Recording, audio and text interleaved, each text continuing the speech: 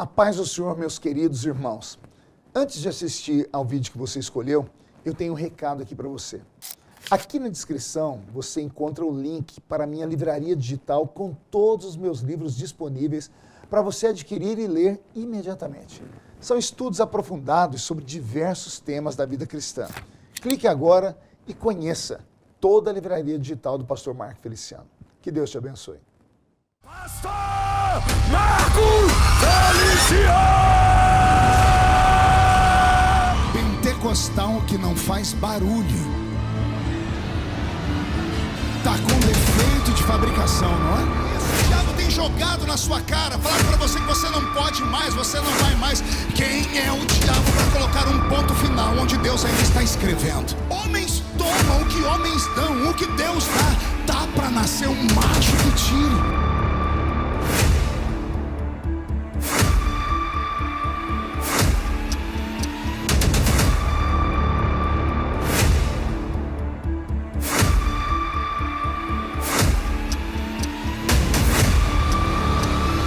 Os Samalates e Tobias que falaram que essa festa acabou, morreu, eu te repreendo em nome do Senhor Jesus, porque se ninguém pode falar, eu posso, porque eu nasci nessa tribuna, eu nasci aqui, eu sou prova de que Deus pega o menino do mato e coloca entre os príncipes da terra. Sai da frente, Satanás, estamos em guerra.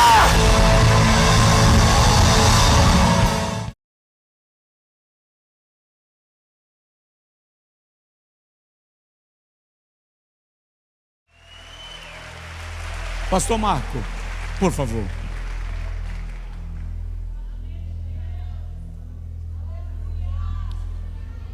Estendam as mãos para cá, por favor. Diga comigo: Senhor Jesus, usa o teu servo e fala conosco. Amém. Permanece de pé um pouquinho até que ele lhe peça para sentar, por favor.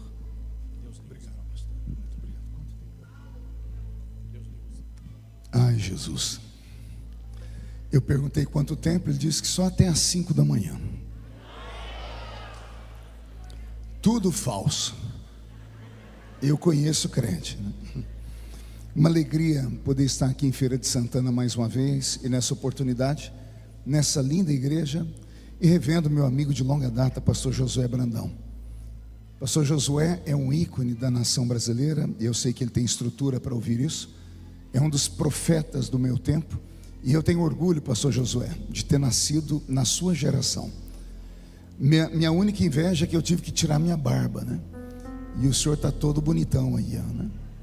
Ele está parecendo um príncipe indiano, né? Hoje tem muito filme da Índia, pode ver a cara de um indiano, né? Uma alegria conhecer aqui a pastora Elide. É assim, né, pastora? Acertei o nome? Elide. Porque botaram um acento no lugar errado aqui. Se eu falo o que está escrito aqui, eu sou excluído da igreja, né? Pastor Giovanni, uma alegria conhecê-lo hoje aqui. Pastor Barros, Deus abençoe o senhor. E o pastor Igor.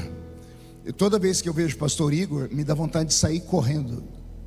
Vocês não estão... Igor, por favor, sobe aqui no púlpito, rapidinho. Rápido, Igor, rápido, para todo mundo te enxergar. Eu fui pregar na igreja dele e ele foi me recepcionar. Quando eu cheguei e vi ele, eu quase voltei para trás. Eu estou com trauma de careca. Tem um careca em Brasília perseguindo a gente. E aí vem o Igor daquele jeito ali.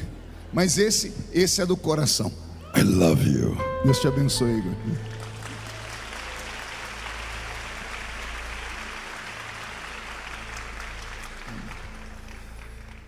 Pastor Emerson Roberto. É isso, Roberto? Quem é o pastor Emerson? É o chefe que foi ali, que nos trouxe aqui. E o irmão que me buscou lá no aeroporto? Como? Pastor Ronaldo? Ronaldo Gama. Ronaldo, cadê você? Foi arrebatado. Está lá atrás. Pense num homem que encarnou Ayrton Senna na estrada. Mas foi antes da curva de Imola, tá? E depois da curva não prestou para mais nada, né? Deus te abençoe. De pé como estamos, abra sua Bíblia comigo no livro de Atos dos Apóstolos.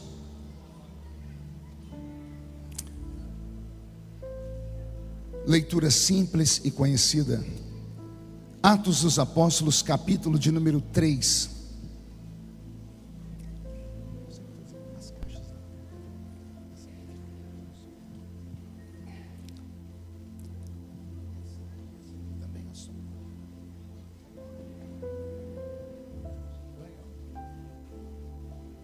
Obrigado. Atos capítulo 3, quem encontrou, diga amém. Pedro e João subiam juntos ao templo à hora da oração, a nona.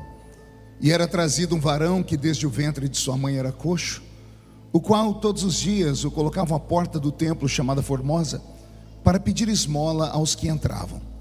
Ele, vendo a Pedro e a João que iam entrando no templo, pediu que lhe dessem uma esmola. E Pedro com João, fitando os olhos nele, disse: olha para nós. E olhou para eles esperando receber alguma coisa.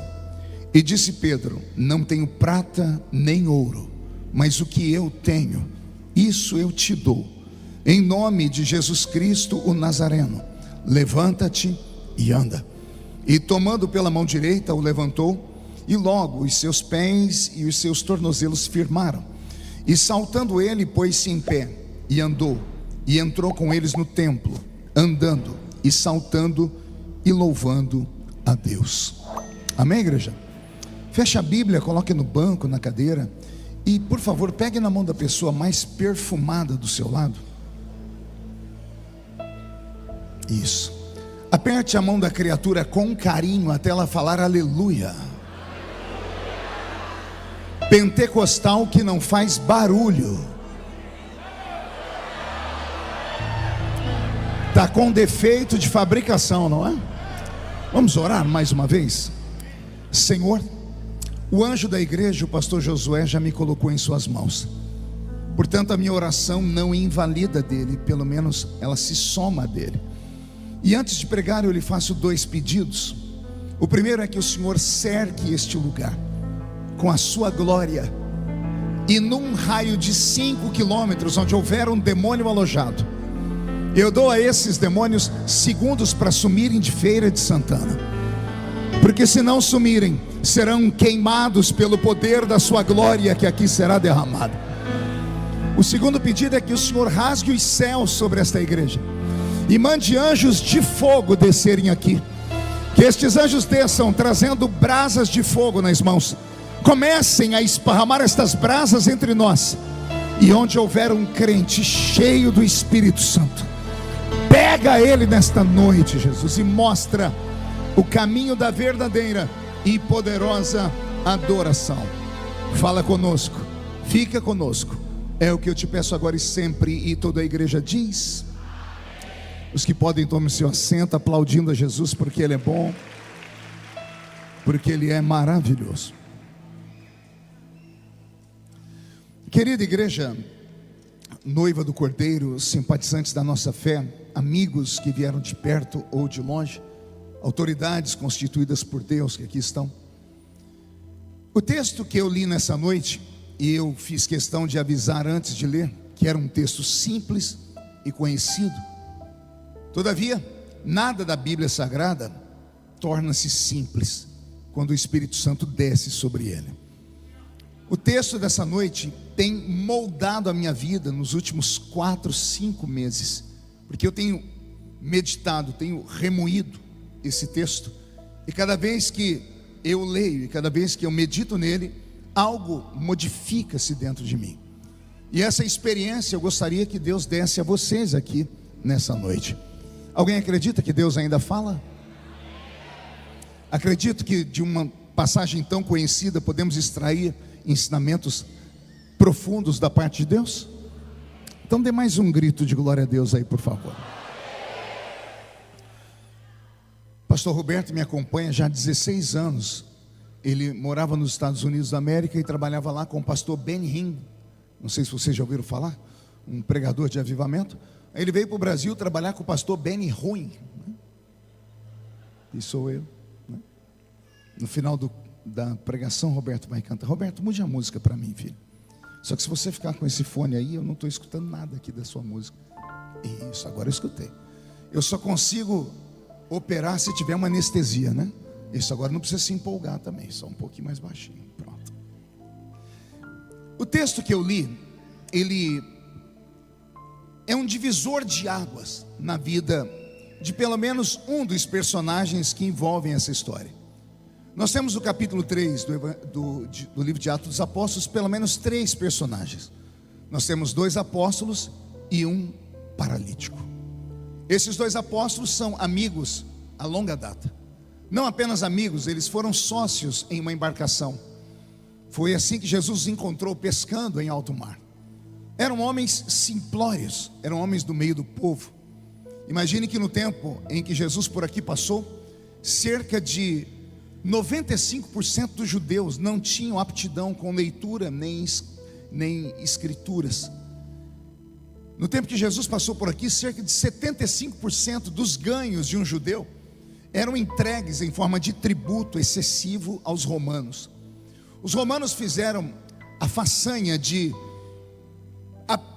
prender, de escravizar um povo inteiro na sua própria terra, e tirou deles a habilidade de aprender a ler e escrever e a dignidade de ter uma vida, pelo menos dentro da linha da mediana existência do seu tempo. Então imagine vocês que no tempo em que Jesus passou por aqui não havia esperança para o povo, e as pessoas tinham que trabalhar no trabalho pesado, e tudo que ganhavam tinham que entregar a Roma. Como trabalhavam dioturnamente, não tinham condições de estudar, então não sabiam ler nem escrever. É nesse quadro que aparece Yeshua, o nosso grande rei. Só entendendo isso, você vai compreender porque as multidões afluíam até ele. Vocês devem se lembrar de uma das frases mais lindas de Jesus: vinde a mim vós os que estáis cansados e oprimidos, e eu vos aliviarei.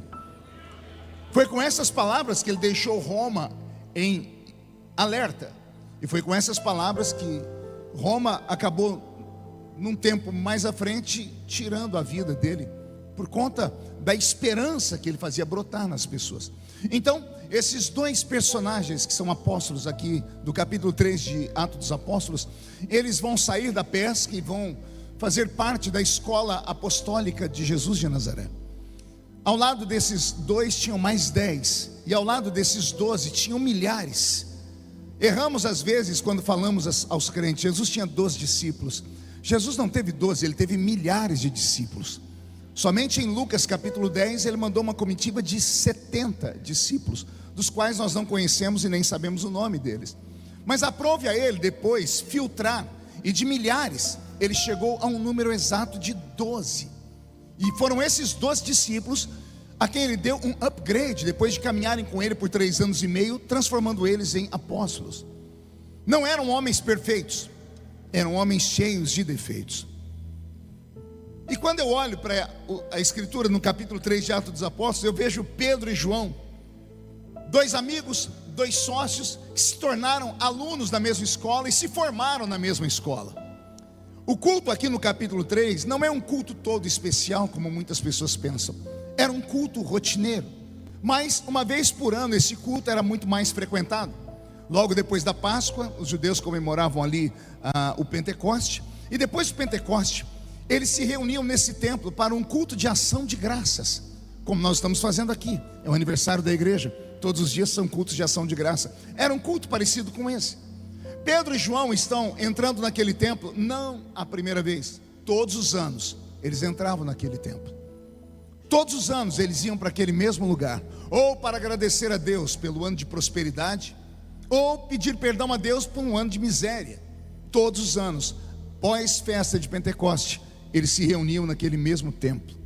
Interessante é que a Bíblia vai deixando para nós alguns sinais, como por exemplo, ela faz questão de revelar para nós que o milagre aconteceu com um paralítico que se sentava em uma porta específica, a porta chamada Formosa.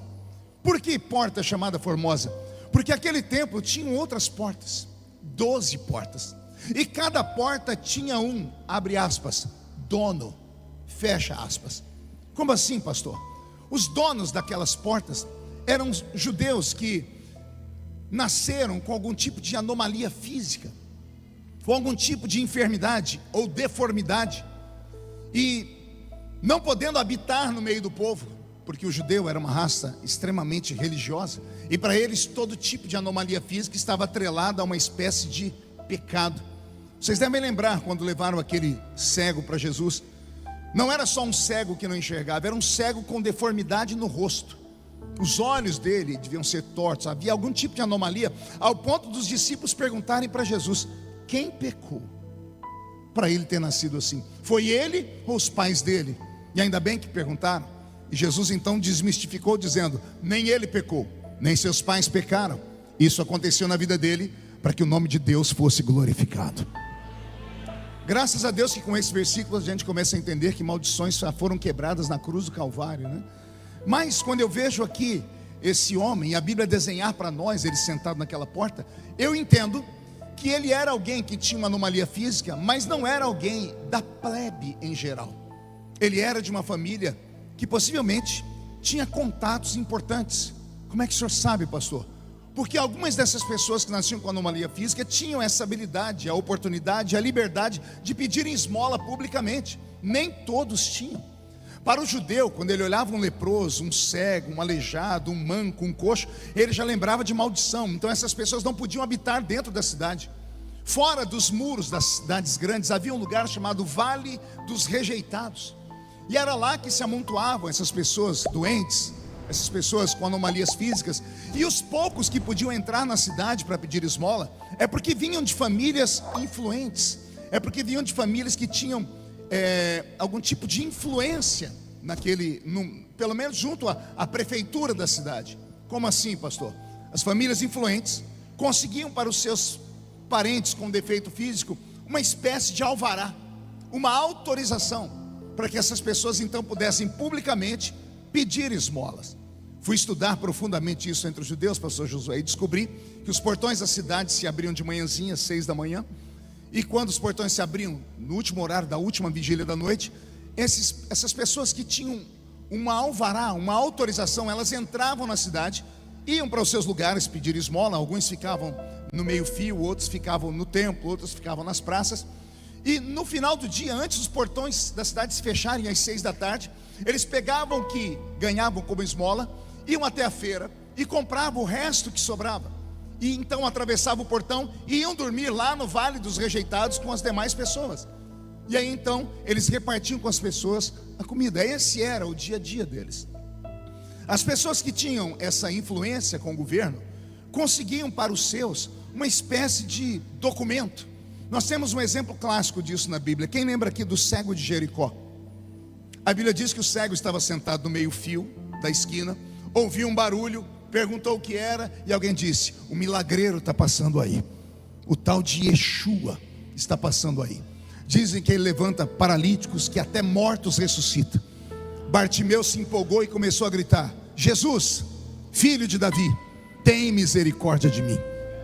Ele gritou por várias vezes, até que alguém se aproximou dele e disse: cala-te, você está atrapalhando o mestre. Aí ele se empolgou e gritou muito mais alto ainda. Ele gritou tão alto que chamou a atenção de Jesus. E Jesus perguntou: o que está acontecendo ali? E alguém contou: tem um cego que não para de gritar. Aí Jesus disse: traz o cego aqui para mim. Aí alguém chegou em Bartimeu e disse: para de gritar e vem, porque o mestre te chama. Olha o que acontece. Ele fica em pé, e a Bíblia diz que ele pegou uma capa que estava no ombro dele. Quem lembra da história? E ele fez o que com a capa? Jogou fora a capa. Ou seja, será que estava frio e ele de repente se esquentou e jogou a blusa de frio fora? Aquela capa, será que parou de chover? Não, aquela capa não tinha nada a ver com chuva nem com frio. Era o alvará, era a autorização, era um documento dado pela prefeitura. Com aquilo sobre o seu corpo ele podia esmolar sem ser apedrejado, porque os judeus pensavam que todo tipo de anomalia física era uma maldição, e malditos tinham que ser apedrejados. Aquilo protegia a vida dele. Agora pense num cego que enxergava mais do que os outros. Porque quando Jesus disse: traz ele aqui, ele ficou em pé, ele agarrou a capa e jogou fora. Ele pegou o Bolsa Família e jogou fora. Entenderam aí? Não entenderam? Ele pegou todo o auxílio que a prefeitura dava, que o governo dava, que o presidente dele dava, todo o auxílio. Disse: não preciso mais de auxílio de homens. Quem está me chamando é maior do que o prefeito, é maior do que o governador, é maior do que o rei. Aleluia. Então olhe como a Bíblia é linda. Então esse moço que está sentado aqui na porta do templo chamada Formosa, ele era o dono daquele lugar. Ele ganhou da prefeitura o direito de esmolar exatamente ali naquele lugar. E uma vez por ano o culto enchia de gente. E era nesse culto de ação de graças. E Pedro e João vão entrar por aquela porta. Aí digo eu, não a Bíblia, eu tenho um pensamento. Pergunte qual. Pedro e João todos os anos entravam por aquela mesma porta. Pergunte como eu sei. Primeiro porque eu sou inteligente, né? E segundo, porque se eu conheço o crente, depois de 1, 2, 3, depois de 10 vezes entrando numa igreja, ele toma posse do lugar onde ele senta, ao ponto de você chegar e tomar o lugar dele. Ele fala: irmão, esse lugar é meu. Já aconteceu com alguém isso aqui? Né? Então Pedro e João entravam por aquela mesma porta, eram acostumados, eram amigos e sócios. Não era a primeira vez, não era a segunda. Sabe Deus quantas vezes nos últimos 20 anos eles entraram por aquela mesma porta, nesse mesmo dia, em um culto de ação de graças maior. O moço que está sentado na porta, na verdade não é um moço. No capítulo 4 e 5 de Atos, a Bíblia fala que ele tinha mais de 40 anos. Se ele tinha mais de 40 anos, depois de fazer o bar mitzvah, mesmo sendo aleijado aos 12, tendo aí a família lutado para conquistar um documento junto à prefeitura, a liberdade para ele que pudesse estar ali, então ele deve ter sentado ali naquela porta com 15 anos. Já faz mais de 25 anos que ele pede esmola naquela mesma porta. Pedro e João não eram pessoas desconhecidas para ele. Todos os anos Pedro e João entravam por aquela mesma porta, e todos os anos o ritual era o mesmo. O rapaz estende a mão e diz: me dá uma esmola. E todos os anos, ou eles dão uma esmola, ou dizem Shalom Adonai e entram para o templo. Quem entendeu até aqui, diga: eu entendi. Beto, mude a música. Agora alguém, pelo amor de Deus, me diga o que foi que aconteceu com um dos personagens, que a Bíblia chama ele de Pedro, que está ao lado de João, que quando vê o paralítico estender a mão e pedir uma esmola, e o paralítico é paralítico, não é cego, ele é paralítico. Ele não está estendendo a mão assim, ele está estendendo a mão e pedindo uma esmola. Ele está olhando para eles. Só que mesmo estando olhando para eles, olha a resposta de Pedro: olha para nós. Vai meditando aí. Ele já estava sentado, pastor Josué, com a mão estendida, e ele pediu esmola. Me dá uma esmola. Ele está olhando para eles. Pedro só tinha que dar a esmola ou não. Aí Pedro está vendo o rapaz olhar para ele, e Pedro insiste: olha para nós. Isso aqui mexeu comigo. Eu comecei a meditar. Ele é paralítico, não é cego. Ele pediu esmola olhando para eles. Por que Pedro está chamando ele, dizendo assim: olha para nós? Eu entendi que Pedro não estava chamando a atenção do paralítico. Pedro estava chamando a atenção da igreja inteira, das outras portas que estavam recebendo um fluxo de pessoas que vinham atrás deles e estavam entrando na igreja, das pessoas que já estavam perto daquela porta. Pedro não falou, ele gritou. Como é que o senhor sabe, pastor? Quem escreveu não estava lá. Foi Lucas, o biógrafo. Lucas colheu essa história. Ele voltou e perguntou: o que aconteceu? Quando a igreja nasceu, alguém disse: um dia Pedro e João entraram aqui. Ele ouviu essa história. E como é que memorizaram a história? A pessoa que contou essa história para Lucas escrever estava lá naquele dia e ouviu Pedro falar: olha para nós. E todo mundo olhou. O que eu entendo? Pedro nesse dia queria plateia. Ele queria fazer algo que impactasse a vida de todos que estavam ali. Só que era algo novo, era algo que ele nunca tinha feito, era algo que seria extraordinário se desse certo. Mas ele também podia contar com a dúvida: e se eu fizer e não funcionar? Por isso eu questiono mais uma vez vocês, prestem atenção. Eu quero que vocês me digam quem é esse homem que está agora olhando para um paralítico e dizendo para ele: olha para nós. E todo mundo olhou para ele. Agora melhor é o que ele fala. Veja só, ele diz olha para nós, no plural, para mim e para João. Quando ele diz olha para nós, João, eu imagino, é obrigado a mexer no saquinho de dinheiro para dar uma oferta para o rapaz. Porque já que Pedro chamou a atenção, me dá uma esmola, olha para nós. João já vai pegar a oferta. Pedro para de falar no plural e agora ele fala só por ele. Primeiro ele diz olha para nós, e agora ele diz eu não tenho. Quantas vezes a gente diz assim: olha para nós não temos prata, nós não temos ouro. Não foi nós. Ele chamou a atenção no plural, olha para nós. De repente Pedro viu João mexendo na bolsa de dinheiro, e Pedro então disse: eu não tenho prata. Eu imagino que até João tomou um susto. Eu não tenho ouro, mas o que eu tenho,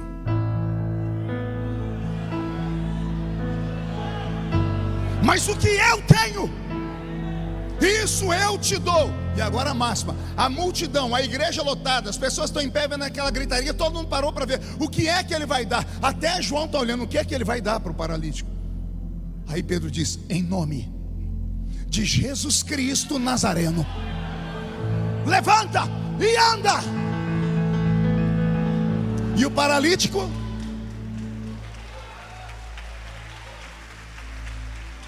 não fiz de propósito. Ele falou: em nome de Jesus Cristo Nazareno, levanta e anda. E o paralítico sentado estava, sentado ficou. Pedro usou tudo que ele aprendeu na escola teológica. Ele usou o verbo: em meu nome farão. Então, em nome de Jesus Cristo Nazareno, levanta e anda. E o paralítico não levantou. Está escrito, é só você ler o texto. A Bíblia diz: e Pedro, tomando pela mão direita, o colocou em pé. E quando colocou em pé, ele tremendo, a Bíblia diz: e logo os pés do paralítico se firmaram. E quando o paralítico viu que firmou, ele começou a saltar. E aí o culto ficou pentecostal de verdade, que ele entrou no templo saltando, glorificando e dizendo: grande é o Deus desse homem que aí está. Agora pode aplaudir, porque agora o paralítico andou. Agora, por favor, preste atenção em mim, que eu vou fazer de novo a pergunta. Alguém, pelo amor de Deus, me diga quem é esse homem que está levantando um paralítico aqui. Como assim, pastor? É Pedro. Tá, mas que Pedro é esse? Porque o Pedro que eu conheço, a vida dele está narrada nos evangelhos. E o Pedro dos evangelhos não se parece em nada com o Pedro de Atos dos Apóstolos.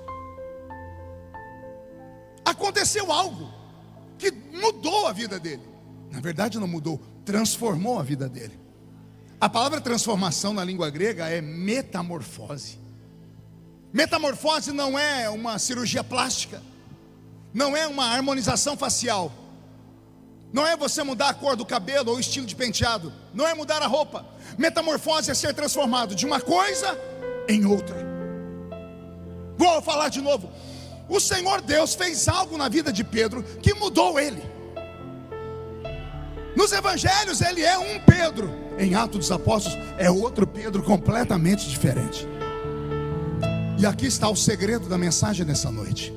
Se descobrirmos o segredo de Pedro, eu não me responsabilizo pelo que vai acontecer na sua vida depois dessa noite.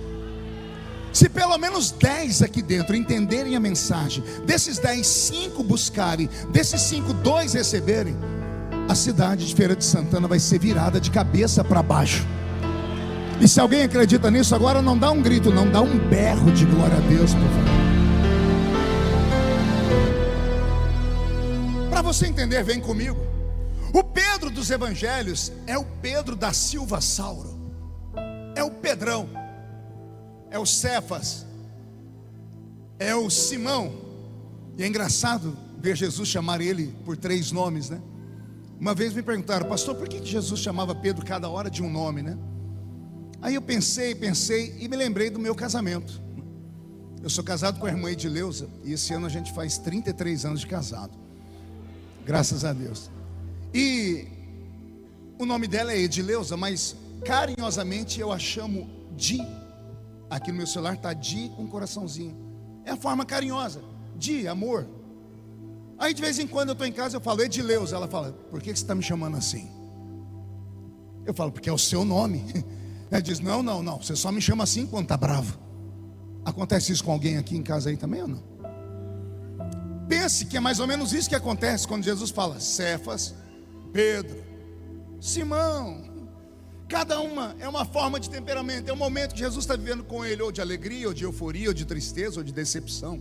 Aí vocês estudam, e o pastor Josué depois vai fazer um estudo, porque ele é mestre nisso, e ele vai me passar depois o esboço. Mas vamos lá.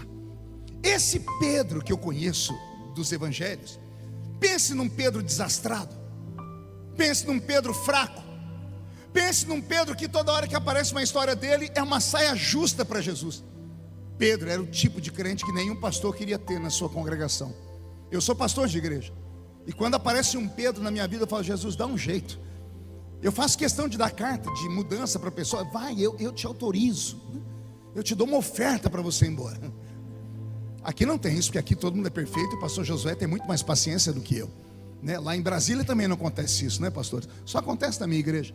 Mas quando eu vejo o Pedro, pense num Pedro que é capaz de acabar com um culto santo. Você já viu um crente ser capaz de acabar com um culto? Pedro acabou com o culto mais santo da Bíblia. Alguém lembra do culto? O culto do lava-pés. Qual é o nome do culto? Imagine 12 tronos de honra, 12 poltronas especiais, colocadas para 12 homens de carne e osso, cada um deles com um defeito pior do que o seu. Cada um deles senta nesses tronos de honra. Aí quem é que vai servi-los? O Deus encarnado. 3 entenderam, vou melhorar. O verbo que se fez carne, o Criador do universo, aquele que sustenta o universo pela força do seu poder e traz à existência aquilo que não existe apenas pela sua fala. Quem vai agora se ajoelhar na frente dessas 12 criaturas que são limitadas, feias e pecadoras? É aquele que disse assim: eu conheço as estrelas pelo nome e sei o endereço de cada uma delas. Sabe que o seu Deus fez isso, né? Esse que vai agora se ajoelhar na frente deles é aquele que o salmista disse assim: olha, quando ele quer olhar os céus, ele se inclina para baixo. Não entendeu? Eu vou desenhar. Qualquer um quer olhar o céu, olha para cima. O salmista diz: quando ele quer olhar os céus, ele olha para baixo, porque ele é maior do que o céu, as estrelas, as nebulosas, as galáxias, tudo. Esse que vai se ajoelhar na frente deles agora é aquele que pense num Deus que tem fôlego, que a Bíblia diz que ele soprou uma madrugada inteira para que o mar vermelho não se fechasse. Todo mundo pensa que quem abriu o mar vermelho foi o toque da vara de Moisés. Está escrito, foi o sopro de Deus. Deus soprou uma madrugada inteira. É esse Deus agora está metamorfoseado em forma humana. Chamamos isso de teofania. Ele está ali na frente de 12 criaturas. Ele ajeitou as poltronas, ele colocou essas criaturas sentados, e agora ele, o Deus encarnado, se ajoelha e pega o pé, a parte mais suja do corpo humano. E pior, ele pega pé de homem. Ninguém entendeu, né? Quer entender? Se eu desse uma palavra de ordem aqui: todos os varões desta igreja, tirem o sapato agora. Em 5 minutos esse lugar estava vazio. Tem uns que parece que passaram no meio do dedo do pé o rabo do gambá. Tem uns que parece que é queijo, parmesão, fora frieira, joanete, unha encravada, olho de peixe. Mulher ainda é mais aciada, né? Elas usam sandália, então elas se cuidam. Homem não cuida do pé.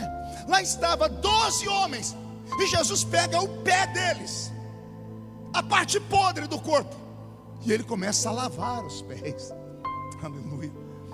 Eu me emociono toda vez que eu falo isso. Veja só, eu estou falando do Criador do universo.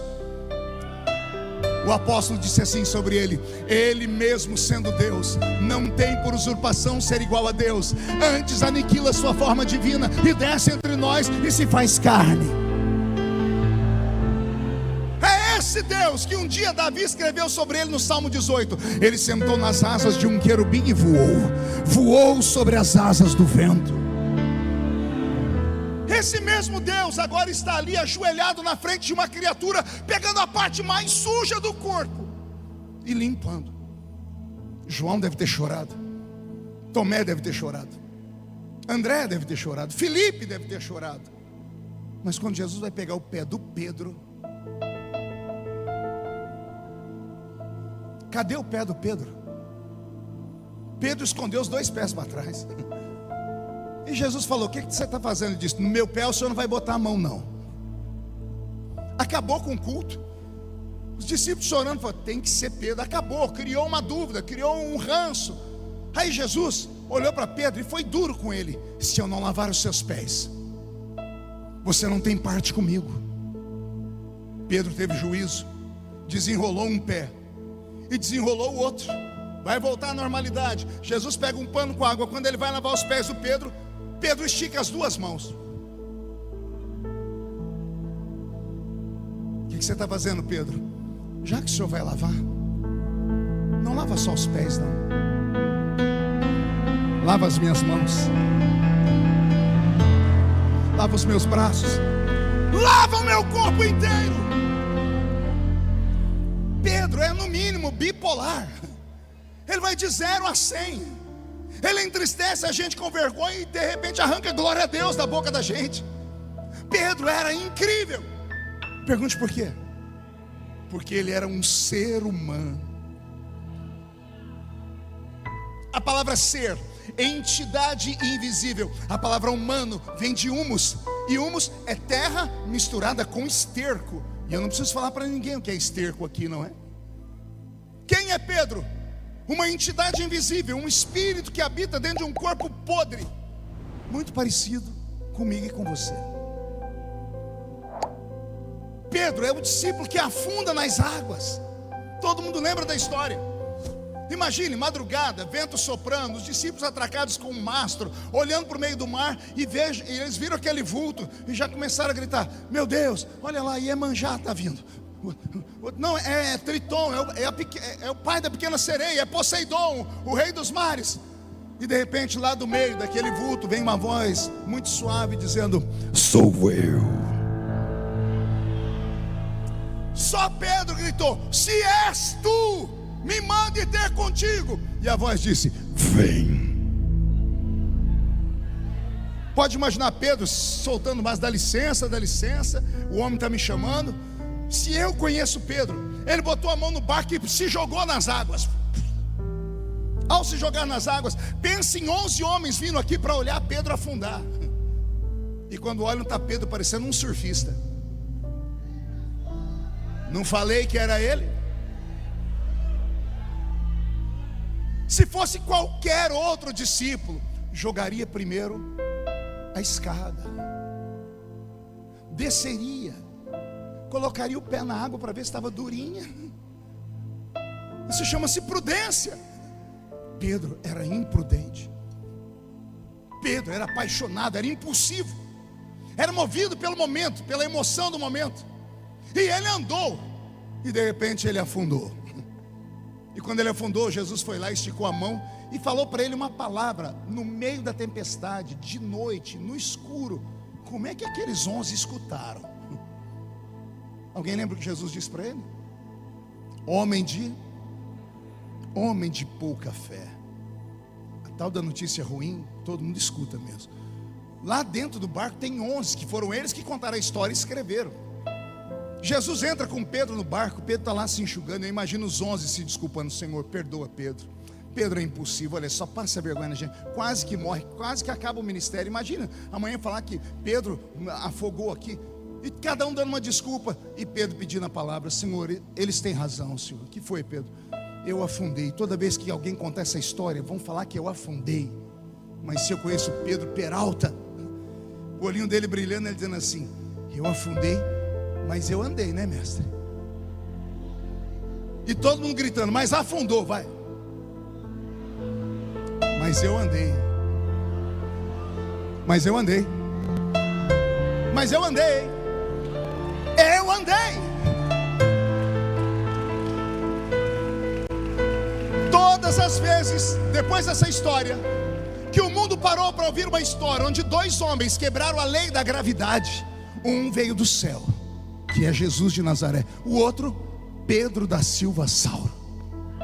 Podem falar que ele afundou, mas ele andou.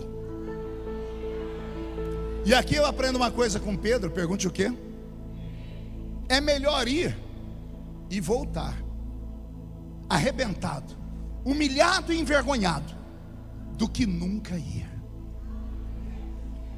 Existem duas formas de você se arrepender na vida: se arrepender de ter tentado, ou a pior forma, passar a vida inteira dizendo: e se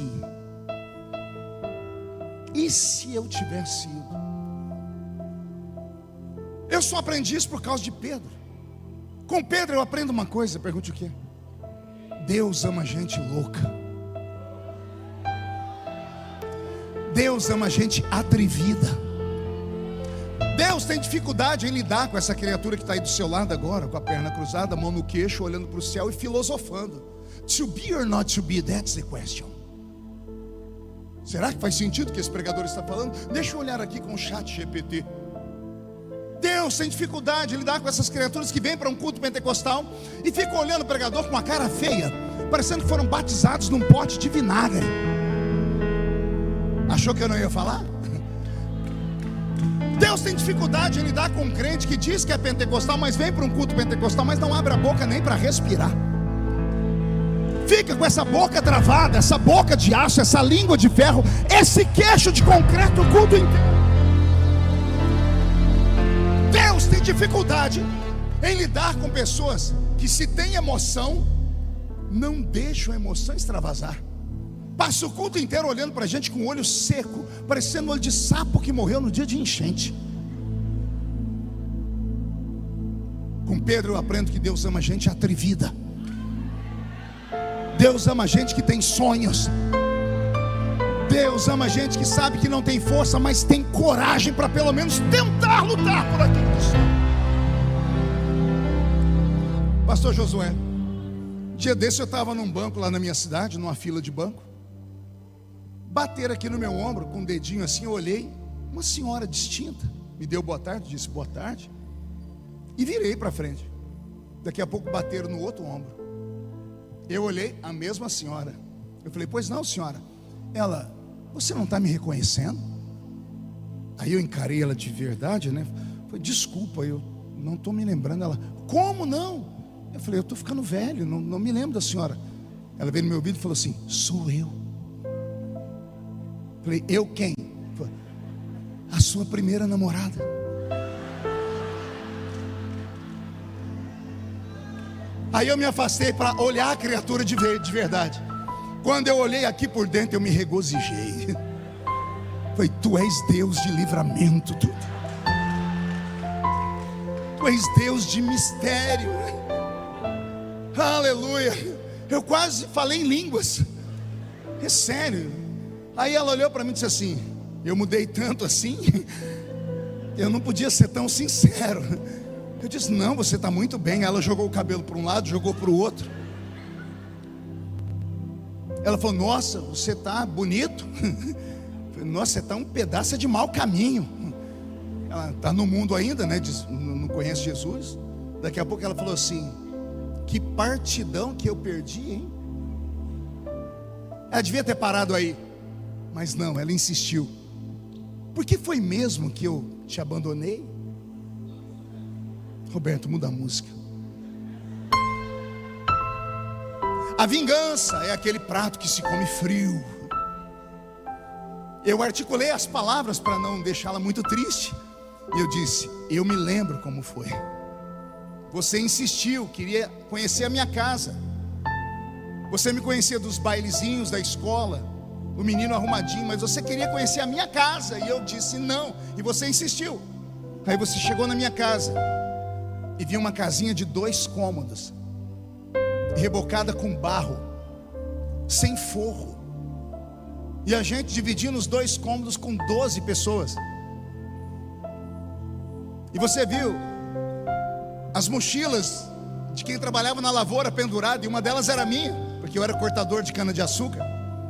E quando você viu a pobreza e a tristeza, e viu que o banheiro da minha casa era lá fora, que era uma fossa, você se despediu e nunca mais falou comigo.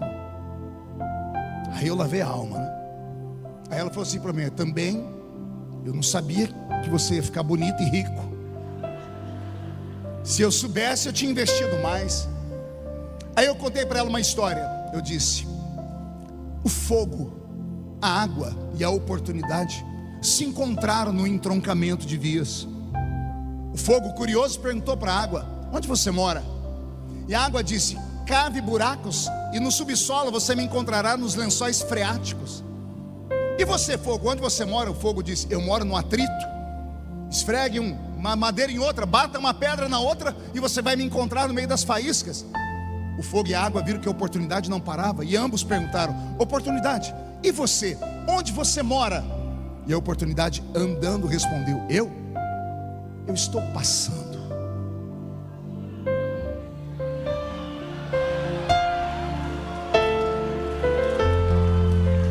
Entendedores entenderão. Não reclame de Deus e nem da vida. Oportunidades passam por nós todos os dias. O problema é a sua falta de coragem. Não confunda fraqueza com covardia. Ao covarde Deus nada pode fazer. Mas a pessoa que tem coragem, mesmo não tendo força, a Bíblia diz que Deus pega na mão da pessoa e salta muralhas com ela. Quando chegar no céu, pergunte a Davi qual era a força dele. Ele vai dizer: não tinha força nenhuma para encarar o gigante, mas me sobrava coragem. Deus procura coragem dentro dos Pedros aqui nessa noite. Tem alguém que pode dar mais um grito daquele tamanho?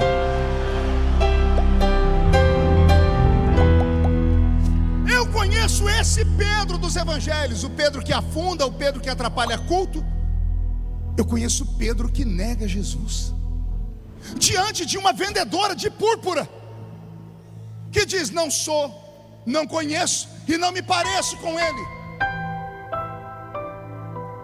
Pedro que eu conheço na Bíblia, um dia Jesus falou assim para ele: tu és Pedro. Só que na língua grega Jesus diz para ele: tu és uma pedra pequena. E quando você vai na etimologia da palavra, pedra pequena é pedra esmiuçada, e pedra esmiuçada é areia. Pegue uma pedra, esmiuce ela e você vai ver areia. Por isso a conotação com o texto sobre edificação. Um homem que edificou a casa na areia, veio o vento e derrubou. Jesus diz assim diante de todo mundo: Pedro é só areia, é uma pedra pequena que não presta para nada. Esse é o Pedro. Não conte para ninguém. Pedro um dia conseguiu tirar Jesus do sério. Poucas vezes Jesus saiu do sério nos evangelhos, e uma foi com Pedro. Pedro fez tanta coisa errada que Jesus, ao invés de chamar ele num canto e dar um sermão para ele, Jesus falou perto de todo mundo. Pergunte o quê? O diabo está pedindo a sua alma para se andar com ela. E o pior, entrou por aqui e saiu por aqui. Porque um dia estava Pedro com Jesus. Jesus falou: é chegada a minha hora. E Pedro diz: tem pena de ti mesmo. Jesus olha para Pedro e diz assim: para trás de mim não ouvi. Zé Pilintra, não. Exu Caveira, Tranca-Rua, Pomba Gira, não é nenhum dos demôniozinhos que a gente conhece. Quem é que estava dentro de Pedro? Quem é Satanás? É o arqui-inimigo de Deus, é a estrela da alva caída, é aquele que desestruturou o céu, que acabou com o coral do céu, que derrubou 1/3 das estrelas lá de cima, que tem por apelido dragão. Era ele, o chefão, estava dentro de Pedro. Quer dizer que Pedro estava endemoniado. E a pergunta que fica é: por que Jesus nunca se desfez de Pedro? Com todos esses defeitos que eu citei para vocês, Jesus nunca falou: vai embora, Pedro. Jesus nunca disse: você não presta, Pedro. Jesus teve paciência com ele. E aqui está uma coisa que homens não entendem, só Deus entende. Deus vê o que a gente não vê. Eu, como homem, às vezes a minha vontade é excluir a metade da minha igreja. Um dia eu estava em oração, falei: Senhor, não faz para mim a proposta que o Senhor fez para Moisés. Qual, filho? Aquela: eu vou destruir esse povo e faço de você um outro povo. Não faz essa proposta, porque eu aceito. Como eu disse, só o pastor Josué, os pastores de Brasília que têm paciência. Eu não tenho. Por muito menos eu teria excluído Pedro do meu ministério, mandado ele embora, porque só erra. Pedro é culpado de um trauma que eu tenho desde a época que eu fazia seminário. Pergunte qual. Professor de hermenêutica pediu para que interpretássemos um texto e fizéssemos uma pregação rápida. E cada um levantou um episódio. O Abraão, o mais atribulado dos meus amigos. Até hoje eu não sei se o Abraão era uma bênção atribulada ou uma tribulação abençoada. O Abraão conseguiu esse feito. Eu quero pregar para vocês hoje o motivo pelo qual Pedro negou Jesus 3 vezes antes que o galo cantasse. Já catamos papel e caneta para anotar a revelação. E Abraão soltou: Pedro negou Jesus porque Jesus curou a sogra dele.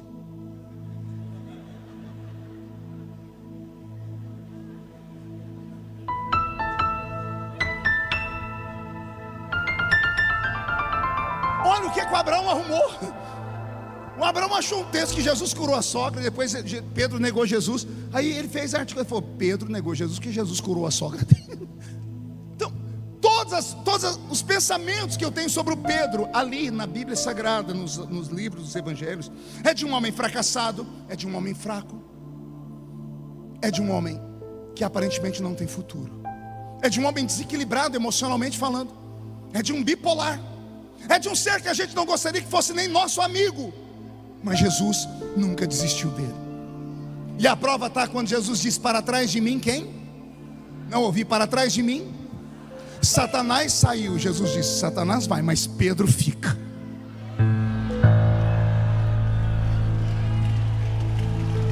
Satanás vai embora, mas o Pedro precisa ficar. E eu vou contar uma coisa para vocês. Vocês têm um pastor que é mestre, ele já deve ter ensinado isso a vocês. Existe um versículo nos evangelhos que só tem em um único evangelho. Evangelho segundo escreveu São Marcos. Tem Bíblia aí? Abra aí. Marcos capítulo de número 16. O versículo é o de número 7. Marcos 16 e 7. É domingo de manhã.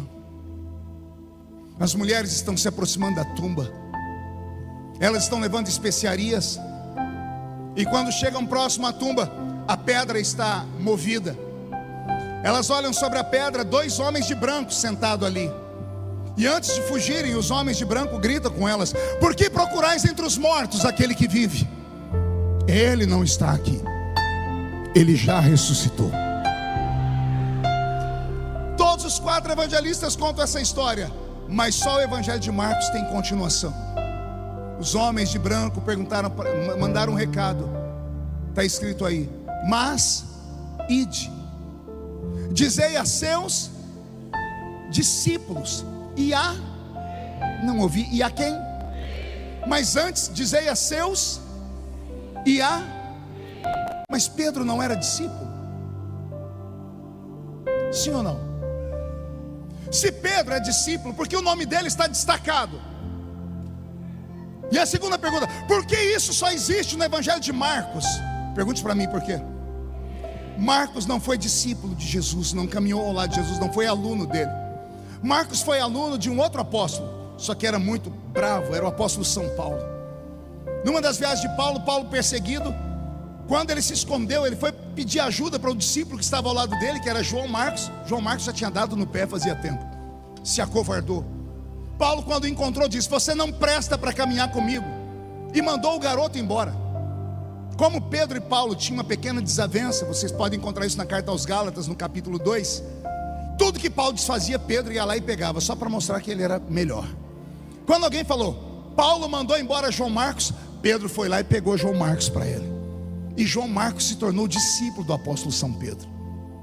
Na carta a Timóteo, Paulo está em Roma, falta 30 dias para ele ser decapitado.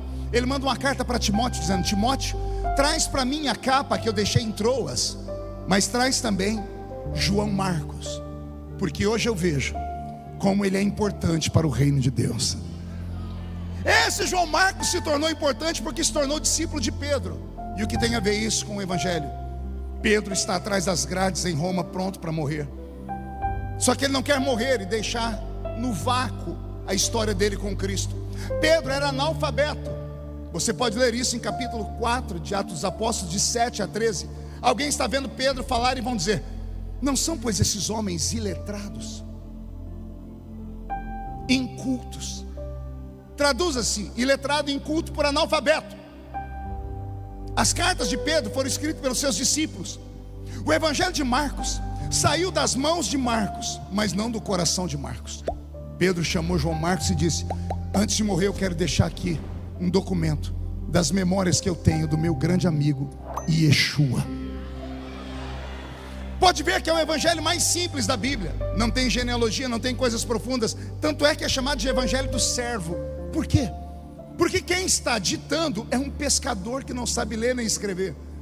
Aí o pescador fala tudo e no final diz: escreve aí, Marcos. O que, Pedro? Quando Jesus ressuscitou, eu estava em depressão profunda, porque eu, como Judas, o neguei. Judas vendeu ele por 30 moedas de prata, eu vendi ele por muito menos. Eu me embrenhei no meio das matas, eu me escondi. Naquela manhã eu estava trancado dentro daquela casa. As mulheres entraram esbaforidas dizendo: chegamos na tumba, a pedra está arrolada. E dois anjos disseram: ele não está aqui, ele já ressuscitou. Quem estava na casa saltou de alegria, menos eu, Pedro. Marcos perguntando: por que você não ficou alegre? Porque eu neguei ele 3 vezes. Ele tinha motivos para me mandar embora e dizer: não presta para ser meu discípulo.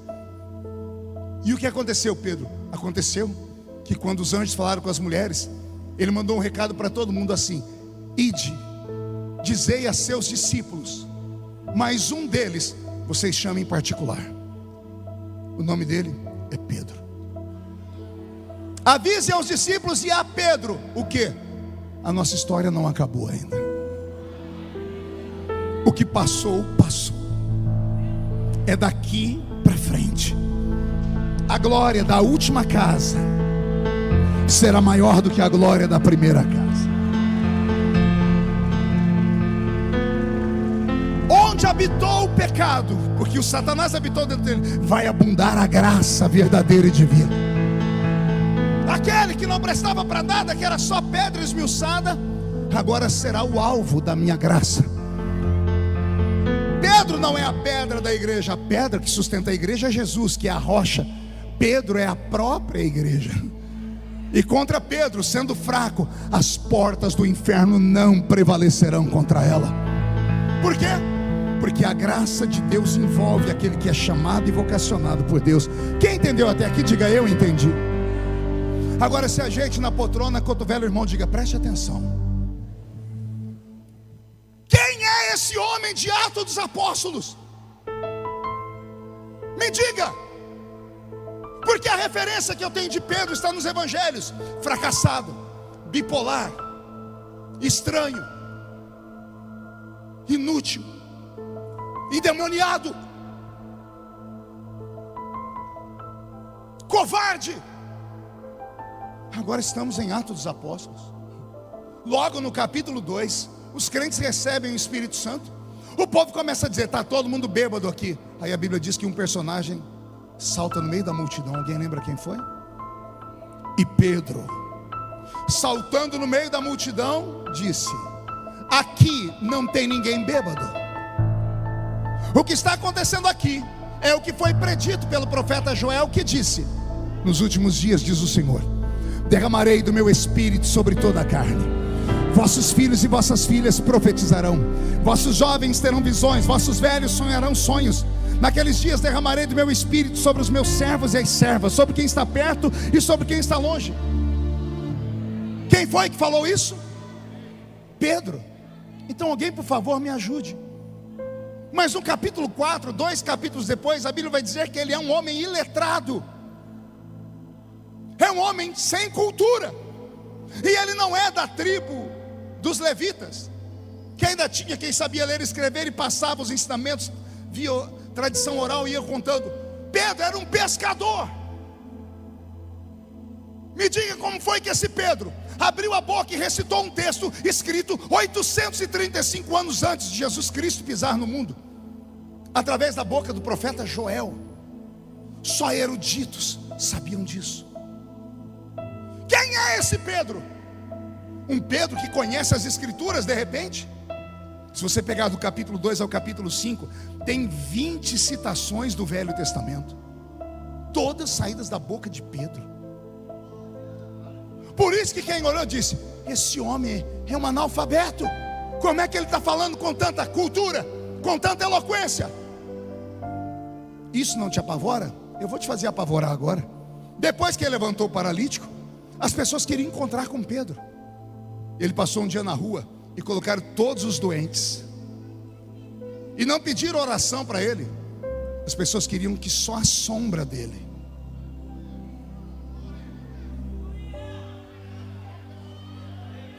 Eu vou falar de novo. Quem é esse homem que até a sombra dele faz milagres? Isso é pouco para você? Me diga o que acontece quando um crente chega lá para dar uma oferta na igreja dele. Era uma oferta boa, era metade do valor de uma propriedade, de um imóvel. Se alguém chegar na minha igreja hoje e falar: pastor, está aqui o valor de uma janela, eu já vou ficar feliz. Imagina alguém trazer a metade da casa. Foi entregar para Pedro. Pedro disse assim para a pessoa: por que mentistes ao Espírito Santo? E a pessoa caiu morta aos pés dele. Daqui a pouco veio a mulher do homem, confirmou a mentira, ela caiu morta aos pés dele. Alguém me diga que homem é esse, que quando Paulo escreve a carta aos Gálatas diz: estes são as colunas da igreja de Deus. Alguém me explique o que foi que aconteceu com Pedro entre os evangelhos e Atos dos Apóstolos capítulo 3, onde ele pega um homem de 70 quilos, um homem que nunca andou na vida, que a perna está murcha, atrofiada, os ossos tortos. Ele colocou o homem em pé num puxão de mãos. Que homem é esse? Repito uma palavra que eu falei agora há pouco: metamorfose, transformação. Deus é habilidoso em transformar vidas. Ele pega um Jacó e transforma ele em Israel. Ele pega um Abrão e transforma ele em Abraão. Ele pega uma Sarai e transforma ela em Sara. Ele pega uma prostituta de luxo que teve 5 maridos, que estava com ela, não era dela, e depois de 15 minutos a prostituta que saiu lá da sua casa, e todo mundo dizendo: lá vai a destruidora de lar, volta para aquela mesma cidade como a maior missionária do Novo Testamento. Entenderam a história da mulher samaritana? Ela voltou para casa e ganhou a cidade inteira. A Bíblia diz: a cidade toda. Não foi a rua, não foi os parentes, não foi a manicure amiga. A cidade toda desceu até o poço para ouvir Jesus, porque a ex-prostituta anunciou para eles um evangelho com um poder, uma graça. Você ainda não entendeu? Eu estou falando da mesma graça que veio sobre um moleque, um menino buchudo, um menino bonito, alto, que o pai deu para ele uma missão simples: vai procurar as jumentas que eu perdi. Saiu de casa procurando jumenta, voltou para casa como rei de Israel. Alguém lembra o nome dele? Saul. Agora alguém lembra o que o profeta disse para Saul depois que ungiu ele? Quando você sair daqui de perto de mim, você vai passar pelo meio de um cemitério. Lá no cemitério de Zelza, você vai encontrar a sepultura de Raquel. Você vai atravessar a sepultura, você vai encontrar homens com pão e bolo. Passe por eles e você vai encontrar um grupo de profetas, que eles descem do alto com saltérios, flautas e tambores. Eles estarão cantando, eles estarão adorando, eles estarão orando. E você vai se aproximar deles. E a Bíblia diz: e o Espírito de Deus se apossará de ti e te transformará em um outro homem. Entenderam o que eu disse? Leia Samuel capítulo 10, você vai encontrar primeiro livro do profeta Samuel, capítulo 10 e 11, 9, 10 e 11. A Bíblia diz: o Espírito de Deus vai se apossar de ti, Saul, e você será transformado. Não é maquiado, não é uma mudança superficial, não é uma mudança de aparência ou de roupa. Você será transformado, transmutado. Você sofrerá uma metamorfose e você será transformado em um outro homem. Olhe para mim, 5ª série da escola, aqueles que participaram da nossa época, aula de ciências. A professora vai dar uma aula para nós, ciências ou biologia, e vai falar sobre a metamorfose. A metamorfose mais conhecida na história do mundo se dá com a vida de uma lagarta Quem lembra disso? Quem já viu uma lagarta? Lá no interior de São Paulo a gente chama de taturana ou mandruvá.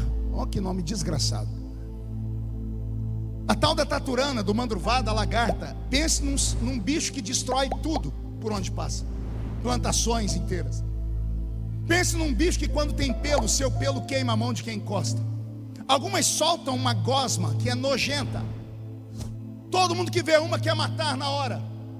Aí, quando uma lagarta consegue sobreviver aos pássaros, às galinhas e aos seres humanos, chega uma parte da vida dela que ela é levada por instinto a um lugar mais elevado, nunca em lugar baixo. A lagarta encontra um lugar elevado e lá ela se pendura. E ela cria um casulo ao redor dela. Dias depois, o casulo se rompe. E o que sai lá de dentro? Não ouvi?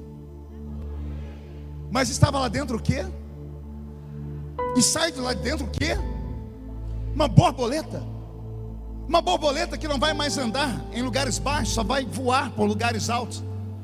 Uma borboleta que as pessoas vão querer pegar para fazer coleção, porque suas asas são belas, coloridas e bonitas. Mas antes essa borboleta era só uma lagarta feia que destruía tudo, que as pessoas queriam esmagar, queriam pisar. Antes era um bicho que estava aqui embaixo, e agora é um bicho que para você olhar para ele tem que olhar para cima, porque está voando lá em cima. Essa é a proposta de Deus para nós essa noite. O Pedro dos evangelhos é uma lagarta. O Pedro de Atos dos Apóstolos se tornou uma borboleta. O Pedro dos evangelhos era humilhado, jogado às traças, as pessoas pisavam, podiam cuspir nele. O Pedro de Atos dos Apóstolos tinha autoridade sobre demônios, sobre enfermidade, sobre doenças, sobre situações, sobre almas.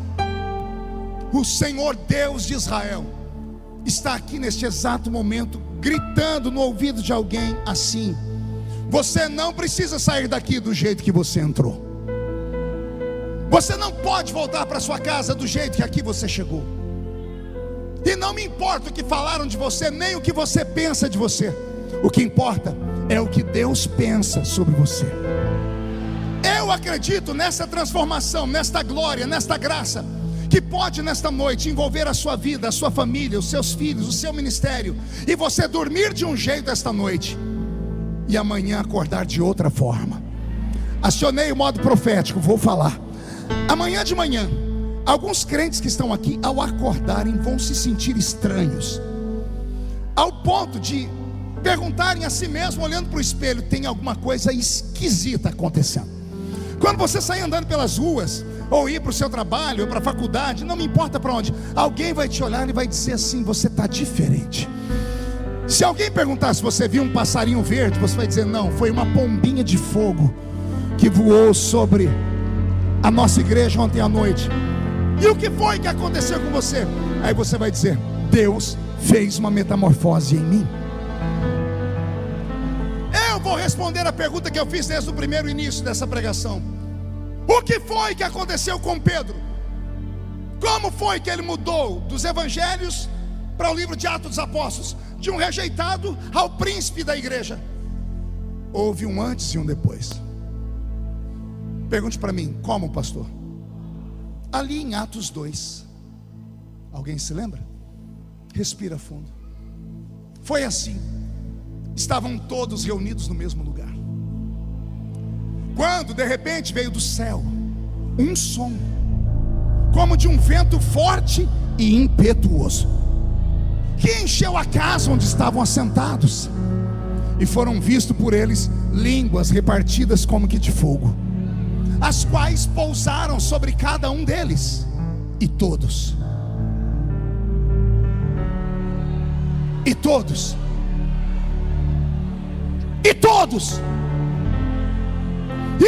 foram cheios do Espírito Santo e começaram a falar em outras línguas, conforme o Espírito Santo lhes concedia que falassem. A metamorfose que ocorreu na vida de Pedro foi depois que ele recebeu o batismo com o Espírito Santo. A força que ele recebeu para tirar aquele paralítico do chão veio através de uma palavra que Jesus disse em Atos 1:8: há de ser que descerá sobre vós a virtude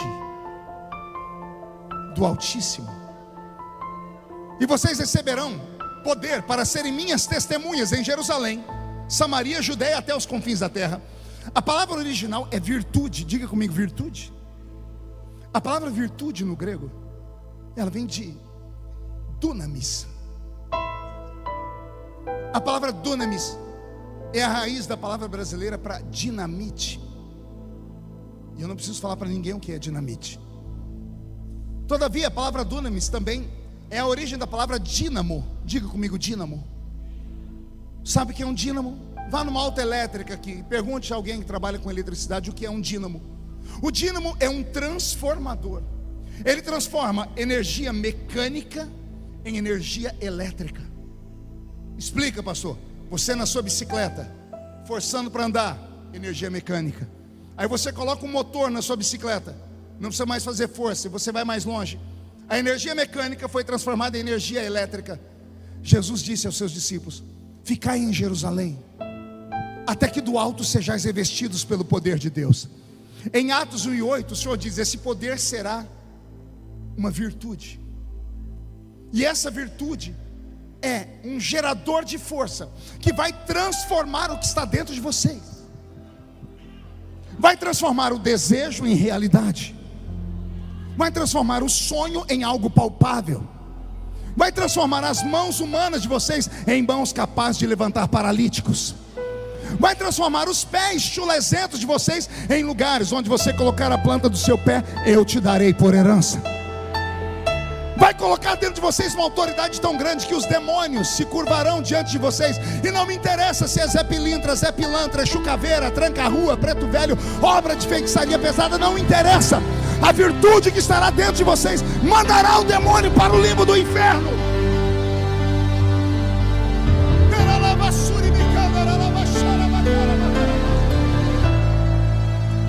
Agora me escute, Assembleia de Deus, aqui nessa linda cidade. O segredo da nossa fé não está embasada nos nossos poderosos pregadores com a sua eloquência humana adquirida através de um talento natural ou dos muitos anos em uma faculdade de teologia. Não confunda o crescimento da Assembleia de Deus brasileira com sabedoria humana. Se Daniel Berg e Gunnar Wingre, que foram os nossos fundadores, chegassem aqui e alguém falasse: por que vocês cresceram? Eu tenho certeza que eles recitariam Paulo escrevendo na carta aos Coríntios, dizendo: quando eu fui ter convosco, nada do que eu vos falei foi em sublimidade de palavras de sabedoria humana, mas quando eu fui ter convosco, eu levei para vocês a unção.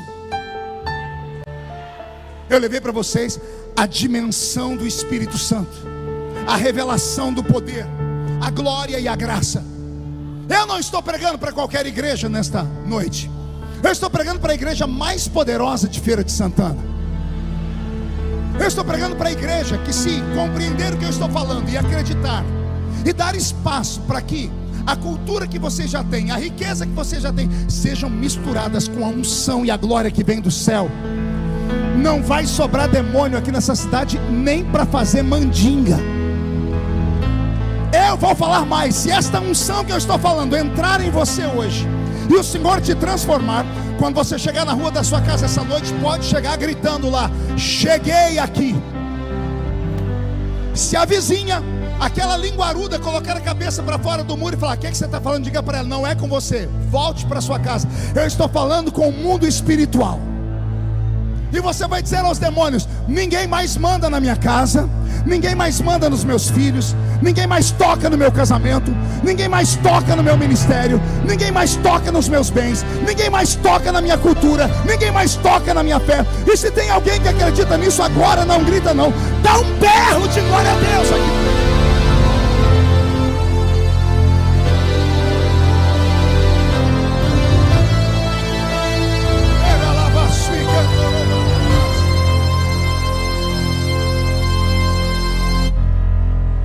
Agora que eu terminei a introdução da mensagem, eu vou pregar. Roberto, mude a música.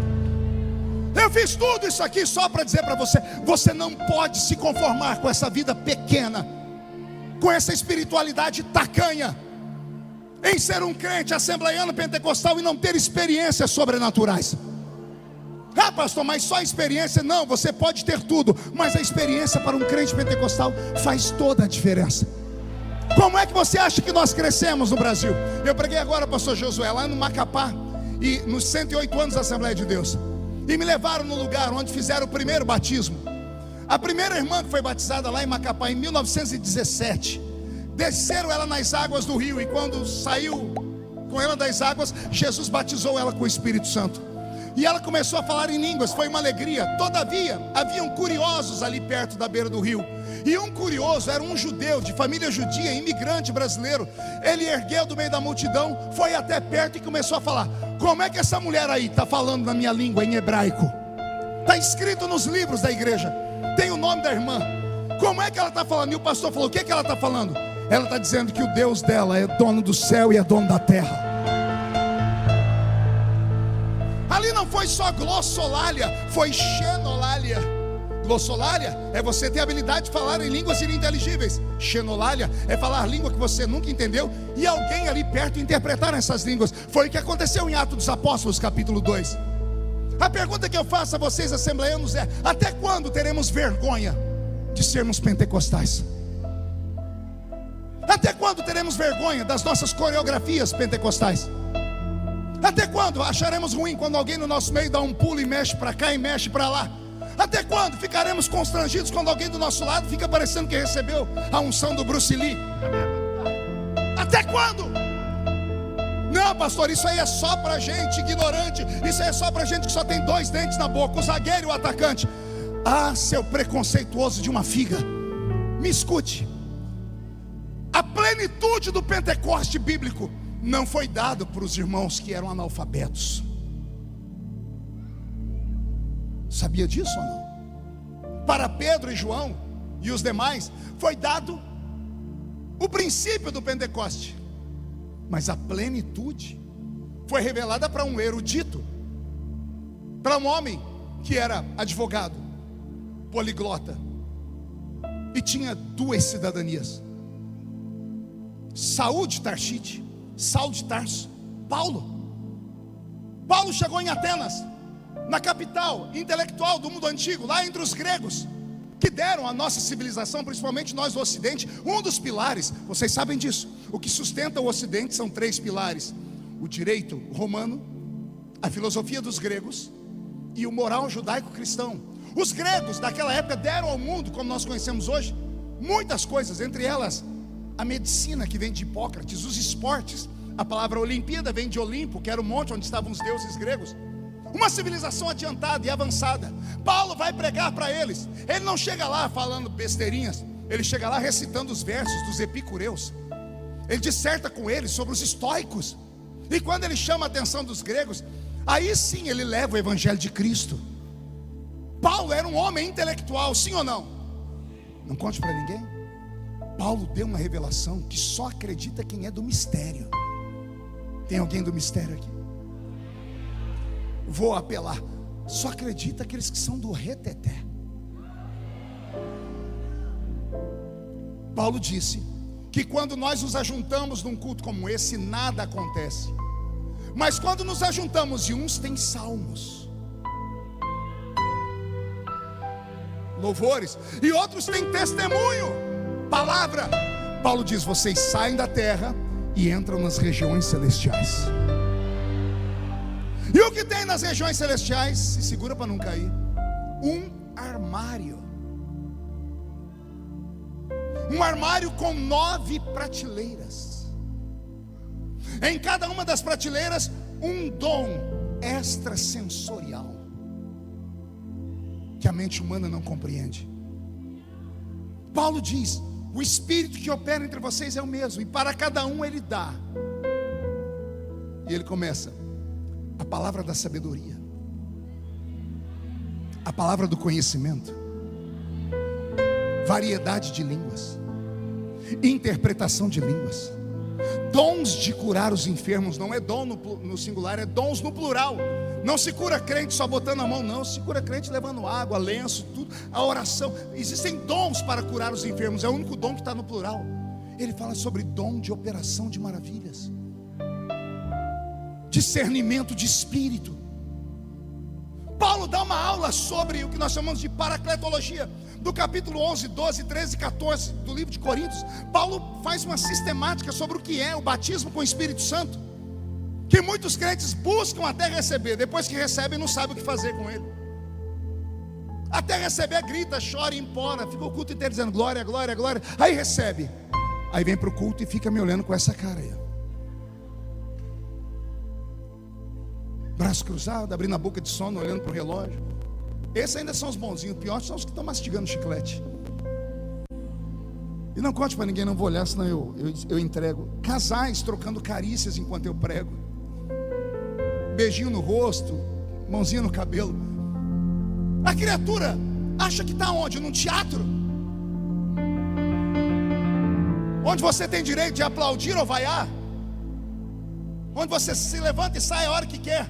Isso aqui não é um teatro, não é um cinema onde você escolhe o filme que quer assistir. Com todo respeito, aqui não é a casa da mãe Joana. Aqui ainda é Betel, ainda é a porta do céu. E aí a pergunta que fica é: por que os nossos velhos pais viviam cultos como esse, mas numa dimensão fora do normal? Será que só eu participei de culto onde os crentes eram batizados com o Espírito Santo cantando o hino 15 da harpa? Tem alguém que participou desses cultos? Será que só eu ouvia testemunhos de cura, de libertação e de milagres? E por que nós não ouvimos mais nada disso? Era tudo mentira? Eram os nossos pais esquizofrênicos? Será que era catalepsia espiritual, como alguns psicólogos hoje estão dizendo, que é uma reação psicossomática no cérebro dos crentes, quando eles atingem um nível, sei lá o que desculpa que dão? Será que é isso? Não. Os nossos pais entravam num lugar como esse e sabiam o que queriam. Eles não vinham aqui atrás de uma mensagenzinha: eu preciso ouvir alguma coisa que meu coração está machucado, eu preciso ouvir uma palavra que me coloque para cima, um up. Isso aí tem nome, autoajuda. Não precisa vir numa Assembleia de Deus para ver autoajuda. Fica em casa, liga lá na Pablo Marçal, assiste lá Tiago Brunet. Meus amigos são bons com isso. Eles conseguem fazer o verme do carrapato achar que é o príncipe de Gales. Eles entram na mente da pessoa usando a neurolinguística e faz a pessoa sair daí: eu sou o todo-poderoso. Quero ver uma mensagenzinha mais light? Liga na internet, aquele pregadorzinho novo com a perninha cruzadinha assim, óculos no rosto, e dizendo: lindo, fofinha, quer autoajuda? Vai pra lá. Aqui não. Aqui não é autoajuda, aqui é ajuda do alto. E como é que a ajuda do alto desce sobre nós? Com certeza não é você olhando para mim como se estivesse olhando para qualquer um. Isso aqui é uma guerra. Eu estou ouvindo barulho de espadas aqui em cima, já tem horas. Demônios e anjos estão degladiando sobre os céus de Feira de Santana. E eu não me apavoro, porque eu já sei de quem é a vitória. Tem alguém que sabe de quem é a vitória? Então reage, pelo amor de Deus. Você pode levantar a mão direita para o céu comigo e chacoalhar ela. Você pode agarrar o ombro da pessoa que está do seu lado com carinho e respeito. Tem gente que nem para fazer isso presta. Raça ruim.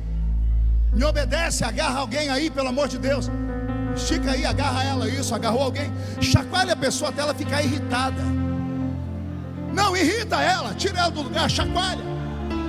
Isso, diga para ela assim: Deus te trouxe aqui para isso. Sacode, diga: para isso. Deus te trouxe aqui para sacudir a sua fé. Deus vai sacudir o seu casamento, a sua família, o seu ministério. Deus vai sacudir Feira de Santana. Deus vai sacudir a Bahia.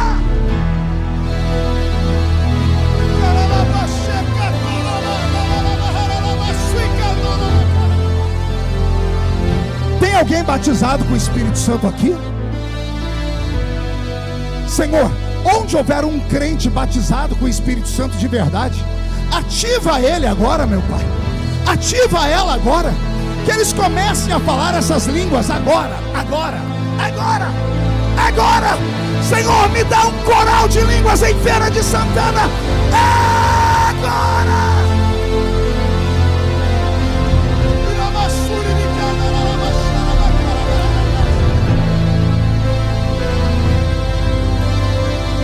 Pastor, eu nunca falei, recebe o batismo com o Espírito Santo. De que jeito, pastor? Pede, criatura.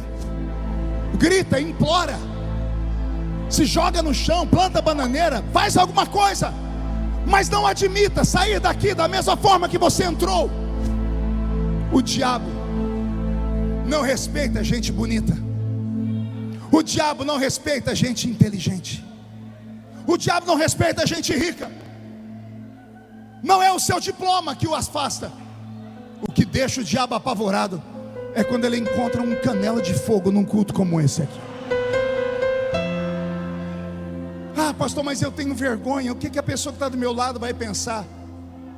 Pense no que eu vou te falar agora. Quando você estiver no vale da sombra e da morte, quando estiver nas maiores lutas espirituais da sua vida, essa criatura que está do seu lado não estará lá para te defender. Então, as favas com quem está do seu lado. Eu quero é Deus e ponto final. Se tem dons, eu quero os dons. Se tem poder, eu quero poder. Se Ele transformou um pescador num gigante, eu quero ser transformado também. Eu quero esta unção, eu quero esta graça.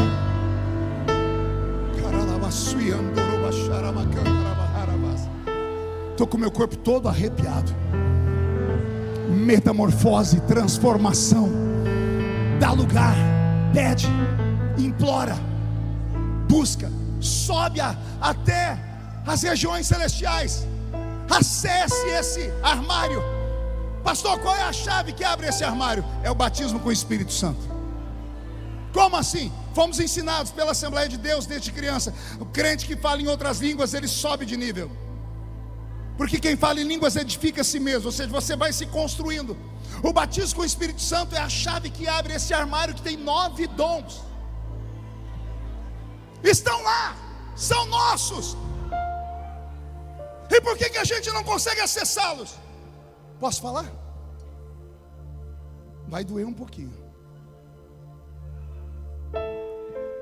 Vida desregrada,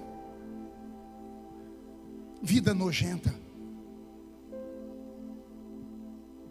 pornografia,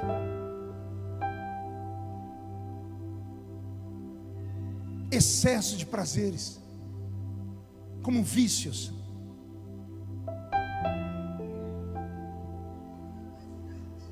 preguiça. Queremos que Deus seja o nosso gênio da lâmpada, que Ele venha e realize todos os nossos desejos. E se não encontrarmos aqui, a gente muda de igreja como se muda de roupa. Vamos buscar ali, e se lá não tem, vai em outra. Daqui a pouco você acaba abrindo uma igreja para você. O problema não está na igreja, está em você. Eu sirvo a Jesus desde criança. O irmão que me buscou me deixou triste. Falou: eu escuto o senhor desde criança. Ele é mais velho que eu. Mas eu entendi, porque eu prego desde os 13 anos. Se alguém falar: o senhor mudou, mudei a embalagem. Fiquei velho, barba branca, já sou avô. Mas se você tivesse entrado aqui de olhos fechados e só ouvisse a minha voz, porque a voz não envelhece, você ia dizer: ainda é um menino lá da Vila Tatu. Você pode ser para frente, só não pode deixar Jesus para trás. Você pode ser moderno, só não pode ser mundano. As pessoas falam da cor da parede. A cor da parede não importa. O que importa é como está você aqui dentro. Agora imagine essa igreja bonita, moderna, rica. Imagine se você ainda fica tomado pelo Espírito Santo. Não, vou falar de novo. Já é bonita, já é rica. Imagine se Deus te toma hoje e você consegue equilibrar a graça e o conhecimento. Porque essa é a qualidade de Jesus. O menino crescia na graça, unção, conhecimento, estudo. Parte de nós vem da terra, parte de nós vem do céu. Você pode ser poliglota, pode ser o que for. Eu me comunico em 3 idiomas. Eu escrevi 22 livros e uma enciclopédia acerca da Bíblia. Deputado federal de 4º mandato, conselheiro de presidente da República. Mas pergunte se algum dia eu deixei de entrar no mistério. Pergunte se num culto eu não me entrego. Aí as pessoas falam: como é que o senhor aguenta? Porque tudo comigo vai para o Jornal Nacional, Josué. Tudo comigo é escândalo nacional. Vocês já viram muitas vezes. Você mesmo já deve ter dito: agora acabou, agora acabou. E olha eu aqui. Por quê? Olha, já tentaram, já marcaram a missa de 7º dia trocentas vezes, mas não dá tempo. Entre a morte e a ressurreição dá uns 2, 3 dias. Olha eu de pé de novo. Porque eu recebi o que Pedro recebeu. O que eu recebi não veio da terra, veio do céu. E quando Deus dá, não tem homem que arranque. Vamos falar de novo. Aquele que foi escolhido por Deus e recebeu a unção que veio do céu, pode se levantar contra ele 11.000 demônios. 1.000 cai de um lado, 10.000 do outro lado, e a pessoa não pode ser atingida. Pode se levantar ministérios, pode se levantar políticos, pode se levantar quem for. Quem é que pode matar aquele que Deus quer que viva? Então, em nome de Jesus, se aprume. Você está numa terra poderosa. Você é do estado da Bahia, onde o diabo, quando veio para o Brasil, resolveu se aninhar aqui no início. Depois ele foi lá para o Rio Grande do Sul, porque lá tem mais feiticeiro do que aqui. Se aqui os feiticeiros fazem milagres, por que os crentes não podem fazer? Vou falar de novo. Por que vamos perder para feiticeiros? Nós temos o Criador. Pastor, e por que a gente não recebe? Eu termino aqui. Quando puderem, leiam um livro do Bispo Macedo, chamado Guias, Demônios, Caboclos, Orixás, Deuses ou Demônios, uma coisa assim. Ele foi banido das livrarias, proibido, mas você acha ele na internet. O Bispo Macedo fez um compêndio, onde ele pegou várias pessoas que saíram da feitiçaria, e as pessoas relataram como foi que elas saíram de uma vida comum para uma vida ao baixo espiritismo e à conversão. É incrível o preço que as pessoas pagam para receber dons que vêm do mal. Mulheres e homens raspam a cabeça. Imagine passar navalha no seu cabelo bonito, irmã. Jamais, né? Pois as mulheres que querem um pacto fazem. Aí depois se trancam num quarto, num lugar, e começam a receber espíritos, a princípio de Herê, demônios de crianças, e depois vão aumentando. Acontecem guerras onde aparecem cicatrizes e cortes nas costas dessas pessoas, sem ter ninguém ali para fazer isso. E aí vem o pai de santo, a mãe de santo, o babalorixá, o pai de chiqueiro, e fecha aquilo lá com pó de osso, ebó ou ebá. Essas pessoas fazem um jejum de 30 dias. E sabe como é que elas quebram o jejum? Bebendo sangue de animais e comendo carne em estado de putrefação tirada de cemitérios. Para acabar com a dignidade, essas pessoas tomam banho em fezes e urina de animais. E depois que não há mais nada do ser humano, porque o diabo já destruiu tudo, aí diz: agora eu te dou talentos. E aí levanta uma mulher que lê mão, que faz isso e aquilo, feitiçaria. Aí vem Deus, lindo e majestoso, te traz para um ambiente sarado como esse, e diz assim: se o diabo tem poder para dar, eu tenho todo o poder para dar. A diferença é que ele não quer que você se suje, nem que raspe a cabeça, nem que você beba sangue. Ele só quer que você acredite. Ele só quer que você busque. Ele só quer que você de vez em quando faça um jejum. Você de vez em quando se tranque num quarto, só você, ele, um louvor e a Bíblia. Porque foi assim que a minha geração alcançou o que nós alcançamos. Nossos pais nos ensinavam a buscar a Deus. Eu não tenho memórias na minha cabeça eu indo para um shopping center jogar bola, assistir filme. Não que isso seja errado, Mas a minha infância e adolescência eu não tenho lembranças assim. Toda lembrança minha ou é com a Bíblia, ou é com um microfone como esse, ou é um microfone ligado a uma caixa de som, ligado a uma bateria de carro, porque não tinha energia. Ou sou eu com um megafone na mão pregando na rua, ou pregando na garganta no meio das praças e das rodoviárias.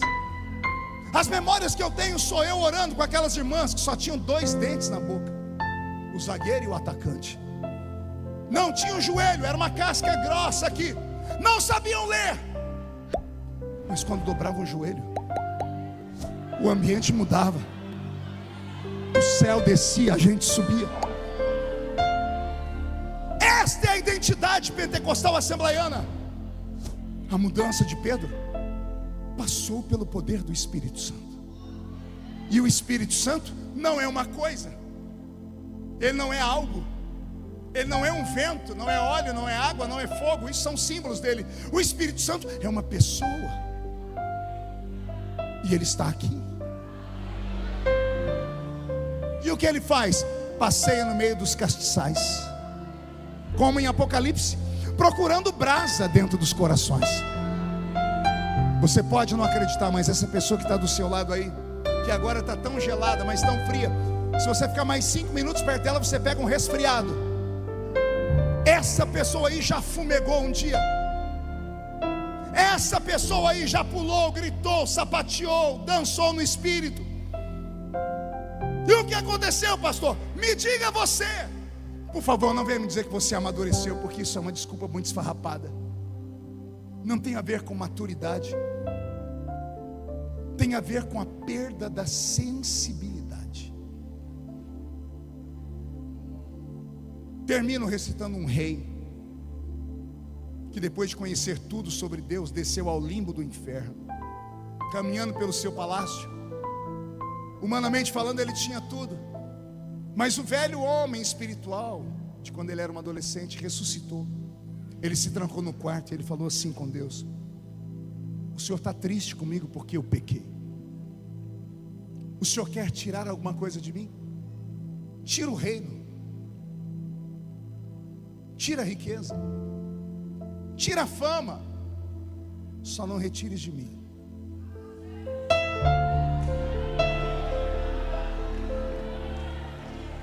Só não retires de mim a sua presença.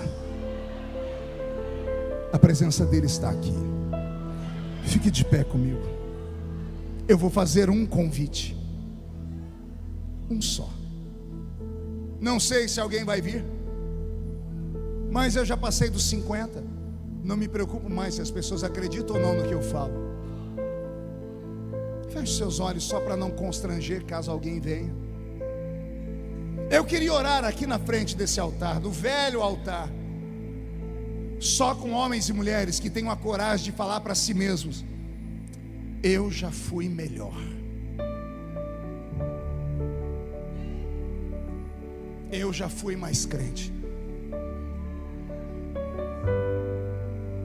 Eu já falei em línguas. Eu já interpretei línguas. Eu já tive sonhos. Eu já cantei. Eu já preguei. Eu já dei aulas na escolinha dominical. Eu toquei instrumentos. Eu ia nas consagrações de manhã, de tarde, de noite. E eu perdi aquela essência. Vem. Chega bem perto do altar. Por que pregador chama no altar, pastor? A gente aprendeu lá no Velho Testamento que quem pega nas pontas do altar recebe misericórdia, segunda chance. Isso, pentecostal, vem.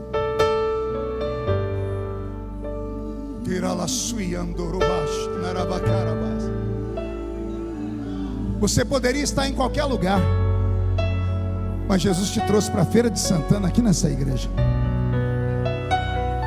Eu poderia estar em qualquer outro lugar, mas tua glória me atraiu, tua presença me atraiu.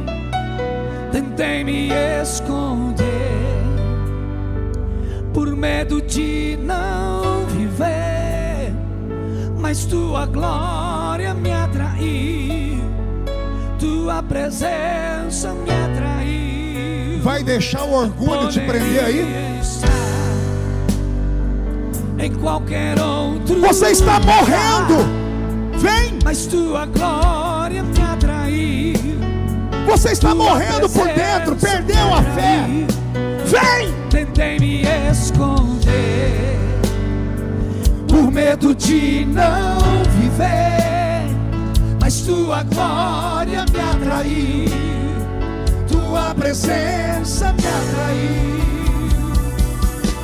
É que a sarça pegou fogo e não se consumiu, e a voz que saiu dela um dia me atraiu, e o meu coração queimou até que descobriu que um dia com tua glória vale mais que mil. É que a sarça pegou fogo e não se consumiu, e a voz que saiu dela um dia me atraiu, e o meu coração queimou até que descobriu que um dia com tua glória, um dia com tua glória vale mais que mil.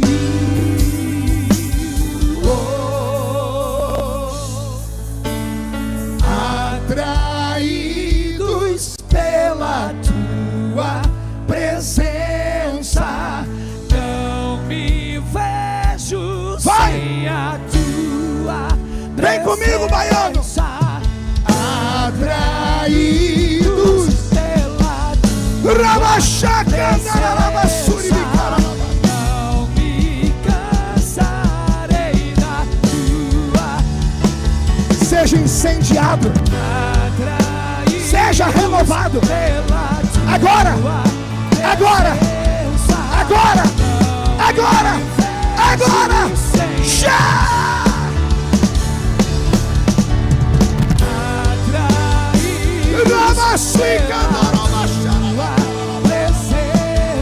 Renova, Jesus.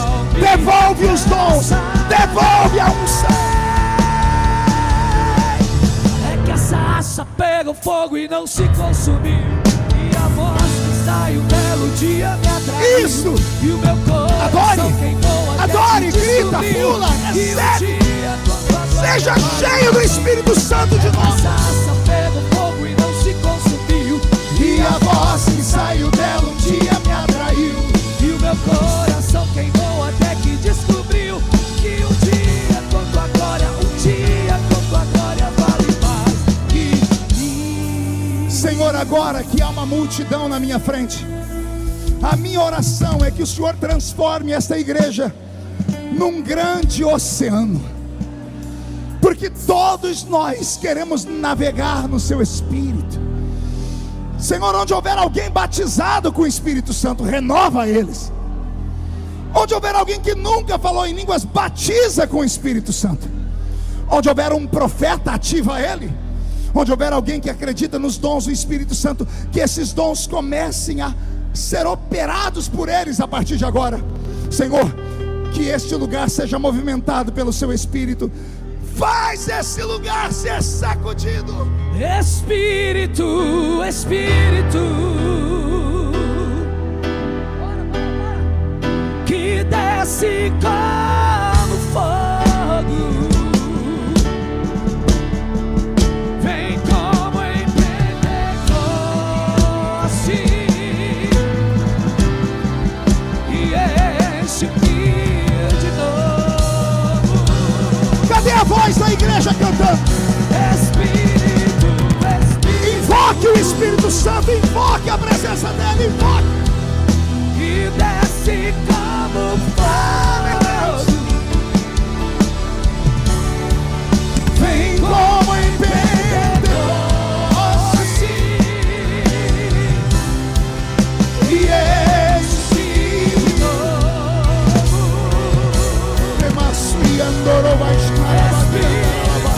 Espírito, que desce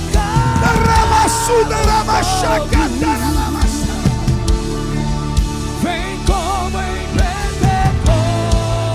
Pentecoste. Recebe de volta volta o que foi perdido. Recebe os dons do Espírito Santo de novo. Espírito, Espírito, que desce como fogo, vem como em Pentecoste e enche-me. Como profeta de Deus esta noite, aos que vieram à frente em busca de um renovo, acreditem, o renovo já está dentro de vocês. Daqui até você chegar na sua casa, o seu carro será incendiado pela presença de Deus. A forma como você veio, vai haver algo novo acontecendo. Tudo que foi perdido está sendo recuperado, e Deus transformará esse lugar. Levante a mão direita aberta para o céu comigo para encerrar. Diga comigo em nome de Jesus: todos os demônios que esfriaram a minha fé, que roubaram os dons, que roubaram as minhas experiências, eu ordeno, venham para a palma da minha mão. Feche a sua mão agora e segure eles. Isso é um ato profético. Eu vou contar até 3, vamos jogar no chão que está na nossa mão e vamos pisar em cima. Vai se cumprir Lucas 10:19. Eu vos dei poder para pisar sobre serpentes e sobre escorpiões, sobre todo o poder do diabo, e nada fará mal a vocês. Quando aliançarmos, jogando no chão e pisando em cima, o céu vai ficar mais perto de nós. Aí você vai abraçar pelo menos 2 pessoas, porque a Bíblia diz que quando 2 ligam na terra, é ligado no céu. E você vai dizer para o seu irmão: Deus está transformando a minha vida nessa noite. Metamorfose de lagarta em borboleta, de quem se arrasta a alguém que vai sair daqui voando para todas as áreas da sua vida. Você nunca mais será o mesmo. 1,5, sua família sentirá orgulho de você de novo. 2, quem viver verá, para ver o que Deus fará até dezembro desse ano na sua vida. 2,5, Feira de Santana será chamada de capital do avivamento da Bahia. 3, jogue no chão, pise em cima, abrace 2 pessoas. Daqui pra casa voltarei, Ele vem me buscar e com Ele eu irei. Eu não sou daqui, pra casa voltarei, Ele vem me buscar e com Ele eu irei. Em breve Jesus no céu vai aparecer e todo joelho se dobrará e toda língua confessará. Mas a igreja será arrebatada no piscar de olhos. Canta, Bahia! Acontecerá. Mas a igreja será arrebatada no piscar de olhos. Acontecerá.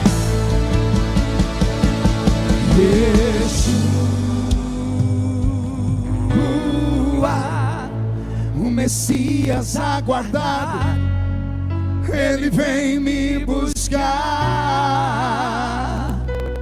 Yeshua, chame por Ele.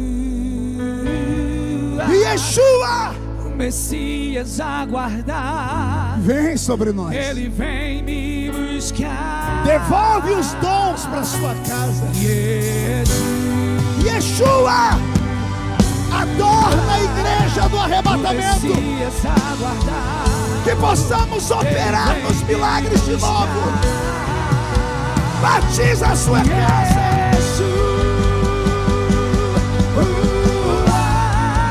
O Messias aguardado, Ele vem me buscar.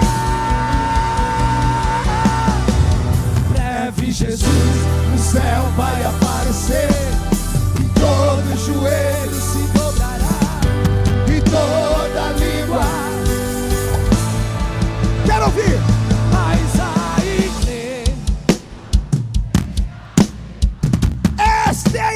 dia do arrebatamento.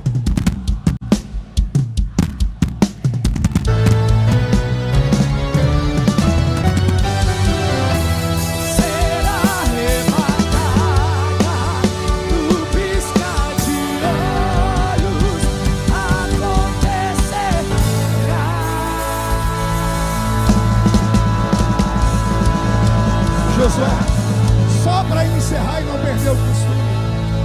Sai da frente, Satanás! Estamos em guerra!